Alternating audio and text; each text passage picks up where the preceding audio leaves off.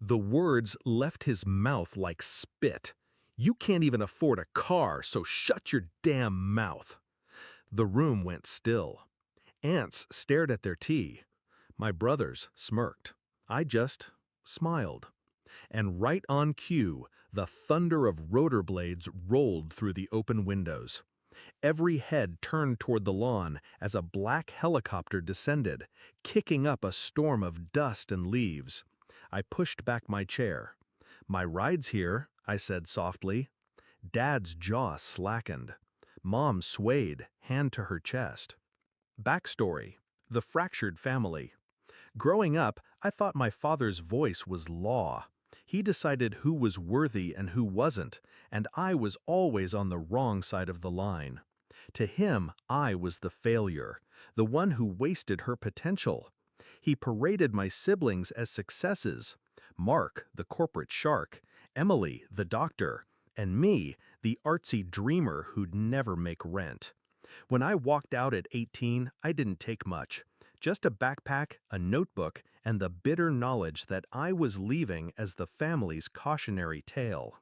Discovery of betrayal, the final cut. I stayed gone for years. Built a life brick by brick. But last year I got a call. Mom's voice shook as she told me they'd accidentally used my name to secure a family business loan. My credit was wrecked. Dad denied it, of course, said I should be grateful he even considered me part of the family's finances. Then, when I showed up to confront him, he laughed in my face. That was the day I stopped thinking about reconciliation and started thinking about revenge. Shift in mindset, strategy over emotion. I knew shouting wouldn't dent him. My father was a man who only respected power, visible, undeniable, expensive power. So I decided to give him a show. Not just to humiliate him, but to rewire the family's hierarchy, to make sure my name would never again be spoken with pity. The plan was simple: show up to the next family meeting as the version of myself they swore I could never be. But not through fake appearances, through proof, through assets, contracts, partnerships, and an entrance they'd never forget. Execution: building the moment. First, I called my business partner, Andre. We'd been quietly running a digital agency for the past 5 years. What started in my tiny apartment now had offices in 3 countries. We liquidated part of last quarter's profit into a trust, in my name alone. Then I signed the purchase of a waterfront property the day before the meeting. Finally, Andre made the call to a charter company. I didn't want a flashy sports car.